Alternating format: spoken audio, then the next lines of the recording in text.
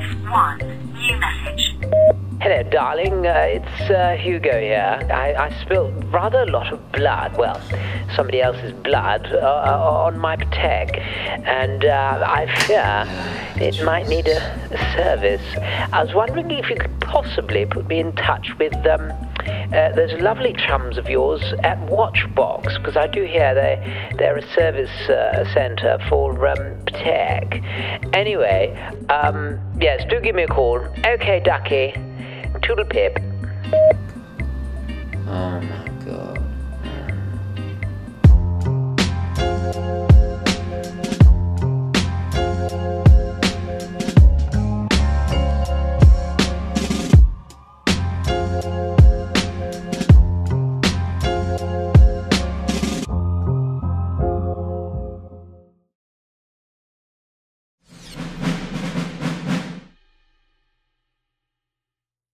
Okay, hi guys, and welcome to the show. So today I'm going to do a top 10. I haven't done a top 10 in, it seems like donkey's years, but it has been a while. And I thought I'd redo a video, or update a video rather, of a video I did back in 2016, which is crazy to think how time flies. But anyway, now before I get into it, I will do a wristwatch check I'm wearing. Yeah, the 806. I'm in deliberations of whether to call it the Thunderball or the Miles Davis. I don't know.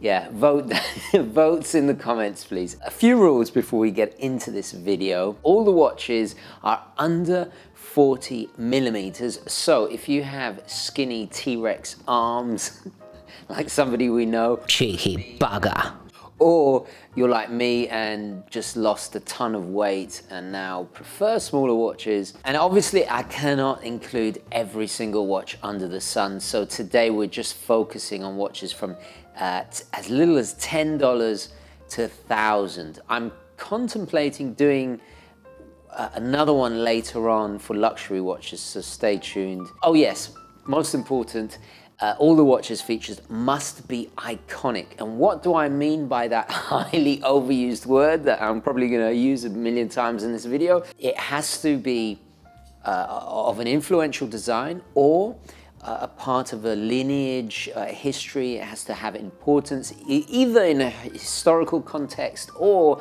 perhaps even it's one of the firsts, you know, so in a horologically relevant context. So that's what I mean by iconic. It could be the design, the aesthetic, something in there is important to the history of watches. I'm not really doing it in number of importance, it's just purely for reference. So please don't start arguing, wow, why did you put that at a number 3 and not number 1, blah, blah, blah. Okay, it's just for reference, okay? Anyway, let's get into it. Number 10 rhymes with Big Ben. We had to include the Casio F91W. Now they're the largest manufacturer of digital watches in the world and the best digital watches when it comes to technology. But the great thing is their most iconic and most popular watch of all time. It's 33 millimeters. It's been worn by villains and heroes. You know, I've gone into the whole history. In fact, what's funny is that I just reviewed one of the newer F91W's kind of, not ancestors, sorry, descendants. And not so long ago, and it was literally, everybody was like, oh, now you're on Watchbox, you're only gonna be reviewing Patek. And it was so nice to release the Casio, you know, at what was it, $14 watch, literally the day after. Anyway, way off on a tangent. Put a NATO on them, they're fun, they're now available in a wider colors. You spend a little more, get the calculator watch, which I think is even more historically important because obviously Casio's history with that particular invention. It's been in countless movies, Back to the Future, you know, all the rest. I've discussed it to death, so yeah, let's move on. Number 9. I'm aged like fine wine. Junghans, another channel favorite, the quintessential Junghans is, of course, the Bauhaus Max Bill watch. Junghans is, these are made in Germany, of course, so the quality is impeccable. You can get the quartz 34mm at around $400-500, and then the automatics going closer to 1,000. Unfortunately, this kind of design has been ripped off to death by the fashion watches. We forget how cool and ahead of its time the Max Bill was. Max Bill, obviously, he's a student of the famous Bauhaus school, and then he was a professor. And this underlines a key fact. This watch is important because it's the embodiment of the teachings, theory of Bauhaus. It's not just Bauhaus style or Bauhaus inspired. It's a bit like Fibonacci's sequence that inspired the dimensions of the JLC and countless other amazing watch designs, but at a mathematical level is true Bauhaus. There is a big difference between true Bauhaus and inspired by. Okay, so an award-winning design, an influential design. You wear this and anybody worth their salt who understands art, culture, design will give you the nod. Very tasteful. It's always going to be a classic, undoubtedly. Number 8. Don't play hate. We have another watch that's also being reviewed like the previous, the Fortis Cosmonaut SpaceMatic. Now I happen to have my little 38mm, this is the official Cosmonaut Le Mans base. Now you're not going to get that if you're lucky under 2,000, probably even more because they're so rare.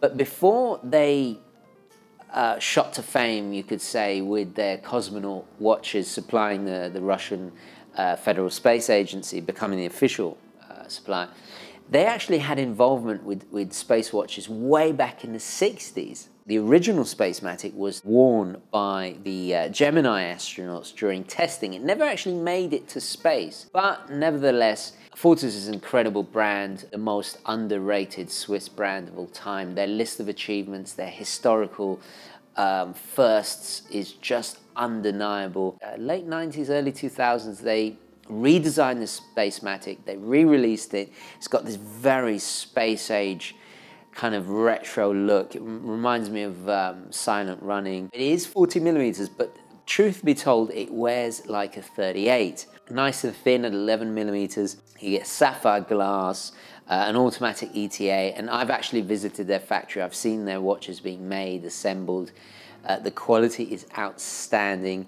They're very modestly priced at $800. They're very cool and designed to be incredibly legible. You've got the day-date complication, hard as nails. I love Fortis. I will always love Fortis. I will always have a Fortis in my collection. It's one thing using, your connotations or connections to space, but it's another thing to actually be tested and have that know-how by a company that made watches for space and been worn in space so much. That kind of know-how injected into the watch, so to speak. It's a very different thing. So yeah, Fortis, definitely. Number 7. A Patek is simply heaven. Perhaps one of the most under the radar, most least appreciated iconic watches of all time, and this is the Auris Big Crown pointed date, another Swiss independent brand that I respect. I've also toured their factory as well in Switzerland. I've always been impressed by their quality, but what is interesting about the Big Crown pointed date is last year, in 2018, they celebrated its 80th anniversary. It's a bit like what the Cartier tank is to Cartier. It's one of those really ancient, in terms of wristwatches, models that's been around for donkeys. It really has. So when Auris made the transition to starting to make wristwatches, one of their first models was the Big Crown. The reason was it was designed as an aviation watch for pilots, so they could easily turn the crown to wind it, etc., or set the time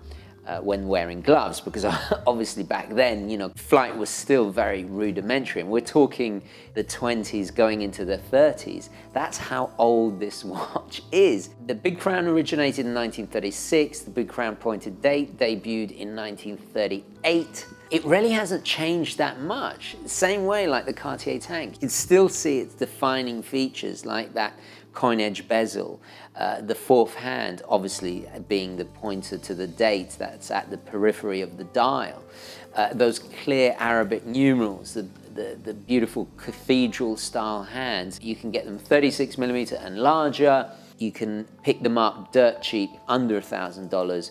Incredibly well made. You got a Sellita, solid Sellita in there. They just make very elegant, everyday, tastefully done watches. And that's what Auris is all about, really. Number 6. I pour champers on my Weetabix. This was difficult because I wanted to go with Lacquer, with their Fliegers, because now they got the, you know, I reviewed the little ashen blue. They got the smaller Fliegers. Then I thought, talking of Fliegers, Stover with their Fliegers, which I think are even better because you get to customize them and from their website, their amazing website.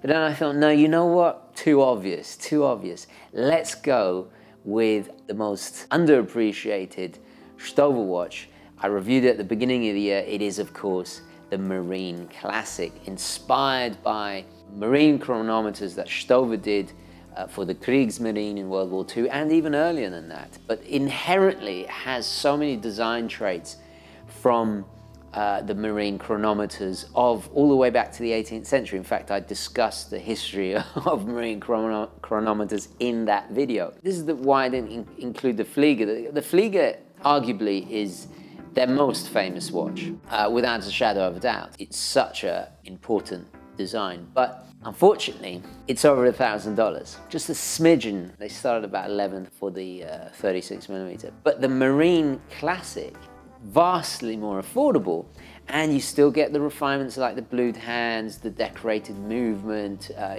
You can spend a little bit more and specify if you want to have engravings, all kinds of stuff. My experience when ordering on their website was fantastic. You go to their website, it's very easy to understand. And it's just an extremely, I cannot state this enough, an extremely well made. They even regulate it. I mean, the care and attention they put in is, it's just unbeatable at that price point. So it's 36mm, you got the ETA 2824-2. This is something that I've got to say. You'll notice a lot of the watches in this list are ETA based. I speak from experience, having serviced several ETAs. You just don't have to worry about them. The parts are plentiful, watchmakers know them, they're easy and affordable to maintain, and they're reliable. And with regulation, you can get them to perform. That's why so many companies turn to them, and it makes it very difficult to compete against them if you're trying to go in-house. But Stover, they decorate them, pelage work, blued screws, a stunning amount of refinement for the price. And of course you can choose to have Romans, as I did, date, no date, or the Arabics are more faithful to the pocket watch, Kriegsmarine, marine chronometers that were used in U-boats and that kind of thing. So very, very cool indeed. Number 5. Luxury makes me feel alive. An old friend, it is of course the Timex Marlin. I'm not going to go into the whole history of Timex. Their illustrious achievements really have been talked to death on this channel. They started in the late 1800s. Their involvement with the American missile program. The Marlin, of course, originally came out in the 60s with that famous slogan, "It takes a licking but keeps on ticking," and he had those wonderful adverts with Rocky Marciano boxing with this tiny little 34mm watch on, and you know, to demonstrate the point that how robust they were. And you know, their pin and plate movements, although incredibly rudimentary, were tough as hell. And in a way, it was a mini quartz crisis before the quartz crisis even happened. The traditional watch industry was really, really threatened by them because they were able to offer them at such a low price in comparison to your typical mechanical watches. So what Timex did was very clever. They actually put more emphasis on the dials, and that's why you get these stunning sunburst dials that were quite detailed at such an affordable level. Timex survived the whole quartz crisis, and they've had many iconic watches since, but then they reintroduced it. I forget when it was it 2016 or 2017? I can't quite remember, but they hadn't made a mechanical watch for so long, and lo and behold, they put a seagull in it. They came back, offered it at $200, a choice of dial colors. What was really interesting, they did it in the same 34mm size, which was a daring move. A brand that certainly was trying to compete with the quartz and the oversized watch trend as well. I mean, you have to compete, right? And they brought it back almost unmistakably identically to the originals. And I still take my hat off to Timex. I really hope they do that with some of their divers and field watches, because they just absolutely shut it down. So the Timex Marlin, it's the kippers and knickers in my opinion. It always has been, and I adore them. I adore them. Number 4. TGV is such a bore. Okay, at number 4, it has to be the Glace Airman, a channel favorite. I reviewed the Base 22, I think twice now, which is a more modern version, but they do have a 36mm number 1, which is almost identical to the originals, obviously with modern materials and sapphire and all the upgrades and an ETA inside, but remarkably thin at 10mm, automatic. You've got that kind of Weems style locking bezel that really makes me think of the World War II pilot watches that we discussed in the Dunkirk video. This watch came out quite literally months after Rolex came out with their GMT and their fourth hand multi-time zone watch, right? But the important thing is that worn by pilots, it's got an incredible history, famously worn in Vietnam. Glace now have been bought by Invicta, which was met with much derision and criticism when that happened. But you know what? They're still made in the same factory. They're still the same quality. I've seen them before and after.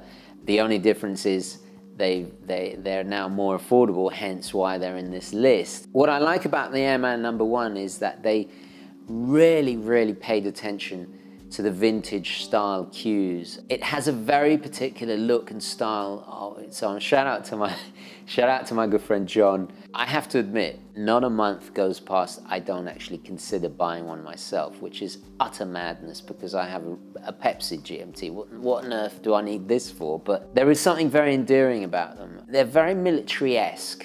They're very kind of unpretentious. It is a true tool watch. And at the end of the day, you know, I've said it myself, the GMT complication is just so useful to have. Number 3, it's all about me. The Hamilton khaki mechanical 38mm with that bead blasted lovable case, no nonsense field watch. Hamilton is a brand that needs no introduction whatsoever. Why this particular one compared to other field watches? Well, Hamilton's been there. Vietnam, Korea, World War I, World War II. They've been making military watches in just about every modern conflict that watches were worn in. Especially this particular version, the newest version, is so faithful. Look at the Benrus I've got. This is sterile dial, obviously the one you buy will be the civilian version with Hamilton on the dial. Because it's mil spec, they were made to very stringent military specifications. There wasn't time for aesthetic embellishment, and they all practically look the same. This could easily be mistaken for a Hamilton. If you want to spend a little bit more, you can still find an actual, you know, worn in Vietnam Hamilton watch like this. Well, this is a Benrus, but the equivalent. And you might be able to find one that has genuine historicity and provenance and all the rest of it like mine. Wonderfully slender because it's manual wind, luminescent numerals. You've got the ETA in there because Hamilton now part of the Swatch Group. But let's not forget, they've been American for longer than they have been Swiss. Some people do criticize it being Swatch. Personally, I'd rather see them still exist. When you strip something down, its aesthetic to its bare essentials, but you do it in a way that still balances form and function. A bit like Bauhaus, but this is even more so because this is to a military level, right? What you have is something that is classic and tasteful and looks great in all situations. A little bit too tool-tastic for formal dress. That's where things like the Bauhaus are a little bit more stylized. The Max Bill kind of is a little bit more of a strap monster, a little bit more versatile. But the Hamilton, it's a great everyday watch. It really is. And you can get it in a choice of colors, choice of strap combinations, just wonderful, unpretentious excellence, really. Number 2, I do love a good goat stew. We have a vintage option and we have Amiga. This is a bit tricky because I've got to explain. A lot of people are going to say, oh, well, yeah, what about vintage Longines? What about vintage, who else is there? Rado, Doxa, or, there's a million brands out there. But one thing that Amiga, actually two things that Amiga has, they have the name, unmistakably one of the most well-known Swiss luxury watch brands of all time. Their history is illustrious, their achievements undeniable, right? But number 2, I'm speaking from personal experience, from talking to a lot of watchmakers. They're very easy to source parts for, servicing, especially some of the movements of the early 40s, 50s. Anything to do with the 30T2. Now, I bought a World War II Spitfire watch. You're not gonna get that under 1,000, but civilian versions, certainly you'll find them. It's such a rock solid manual wind movement that it was the basis on which Amiga built the Seamaster line in 48 and so many calibers of the 300, 200, 300, etc. series, right? It earned their reputation as being reliable and precise and all the rest of it. But if you go to eBay and you just type in Amiga watch and then put the parameters from $500 to $1,000, you'll see exactly what I mean. There's tons of 60s Geneves, there's tons of pre-diver Seamasters, there's extinct lines like the Cosmic. You get some 1950s bumper automatics even with 300 series calibers there. Some of the quartz constellations you can get. I've even seen automatic constellations. A quartz Seamaster you can definitely get. There's always great vintage Amiga bargains under $1,000 because they're all gonna be, 34, 36, 33 millimeters. So perfect for the smaller wrist. Number 1, Toodle Pip Honey Bun. The masters of the entry-level watch, actually the masters of pretty much every level, but I was a bit trepidatious about which one to put here because if I put the SKX and not the Alpinist, people are going to complain, and then if I put the Alpinist and not the SKX, I can't win. So let's just put them all. So we got watches like the Saab 033, 38 millimeters with the 6R15, refined, elegant piece with a staggering amount of detail that's gone into it. Beautifully done. Sapphire crystal, all the rest of it. Really exudes class and sophistication without being showy or flashy.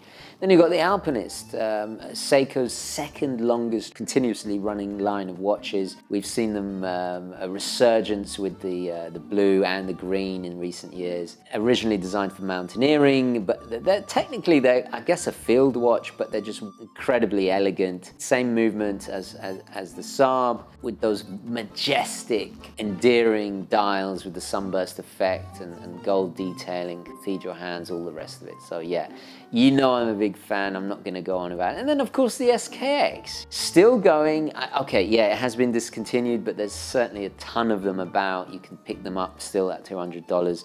The Saab, I think, is still at $400. Look, people will always say, oh, but it's like a cheap toy watch, and no, it's an ISO certified. It's a culmination of diving heritage that goes back to the 62 mass. It's got the loom, you've got the 7S26 with the magic lever system. Yes, okay, it's not the most accurate, but guys, that's the thing. If it's not performing, take it to a watchmaker, have it regulated, or learn to regulate it yourself. Yeah, you're gonna get misaligned bezels and blah, blah, blah, but look, buy from a reputable dealer. Then you got the Seiko 5s, of course. If I don't mention the Seiko 5s, people are going to be banging down my door with pitchforks and lit torches. But there's so many, I don't even know where to begin. Also historically important because of the Seiko 5, its 5 principles, which I've discussed, the crown, it had to be automatic, blah, blah, blah. You know, I've discussed that to death. Have a look back. But going back to the SKX, I think it's my choice because it has the edge over the others. It's got the water resistance. It's respected by the professional divers. It's also infinitely, infinitely moddable. Look at my SKX right there. You know, there's a whole culture that's sprung up. You can make it very much your own. A ton of enjoyment, affordable, cool. What more can I say? It's a classic. There you go, guys. I'm gonna leave it there. Please do share your suggestions in the comments below. Next time, hopefully I'll do luxury watches, different price bracket. So many to talk about, but that's the wonderful thing, right? Anyway, yeah. Let me know your thoughts, queries, comments, opinions, all the rest of it. Thank you so much for watching. Please don't forget to like this video if you enjoyed it and found it useful. And as always, guys, I will catch you in the next one. Okay, guys, ciao. How much more of this bloody voiceover do I have to do? Okay, Hugo, cut. Now before I go, guys, I just want to quickly tell you about this extremely cool app that Watchbox have launched. This is my own personal go-to app for everything watch related. Using the app, you can keep track of the real-time value of your watch collection. You can store watches in your digital watch box and even try on watches using an augmented reality. So don't miss out and please go to the App Store and download it today. You can access all of my latest videos right there in the app itself. And if you haven't already, please follow me on the official Urban Gentry Instagram and of course the Facebook UGWC. But most importantly of all, keep it positive, onwards and upwards.